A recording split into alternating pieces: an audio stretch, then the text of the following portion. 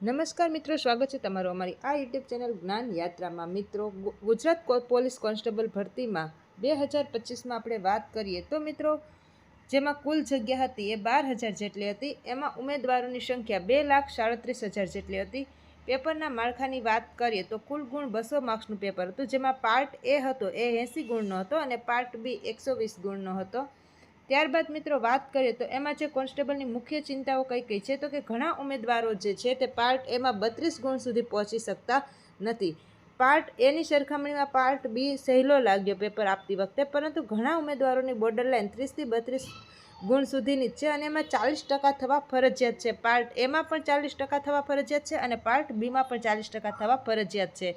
ત્યારબાદ મિત્રો ભૂતકાળની વાત કરીએ તો પહેલાં જ્યારે એક્ઝામ લેવામાં આવી હતી ત્યારે 125 ગુણમાંથી જનરલ વાળાનું મેરિટ બન્યું હતું 82 અને ગ્રાઉન્ડ બાદ જે લેખિત એક્ઝામ હતી એમાં 100માંથી 62 અને અન્ય કેટેગરીની વાત કરીએ તો ઓબીસી અને ઈડબ્લ્યુએસ વાળા માટે 58 થી 60ની વચ્ચે મેરિટ અટક્યું હતું। એસસી વાળા માટે 46 જેટલું મેરિટ અટક્યું હતું અને એસટી વાળા માટે 45 જેટલું મેરિટ અટક્યું હતું। ત્યારબાદ મિત્રો વાત કરીએ તો કે તલાટીનું ઉદાહરણ છે તો કે જનરલ મેરિટ કેટલું અટક્યું હતું 100માંથી તો કે 43 જેટલું અટક્યું હતું।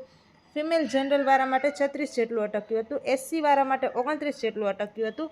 એસટી વાળા માટે 26 જેટલું અટક્યું હતું।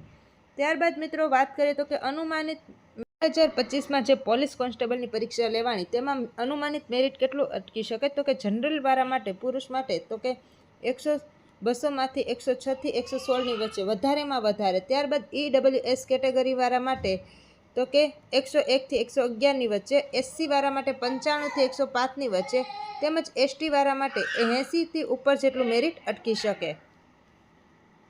ત્યારબાદ મિત્રો વાત કરીએ તો કે જે ફાઇનલ આન્સર કી આવશે પછી જ આપણને ખબર પડશે કે ગ્રેસ માર્ક્સ જે મળે છે એ કેટલા મળશે અને ફાઇનલ ઓફિશિયલ કટ ઓફ સુધીની રાહ જોવી પડશે।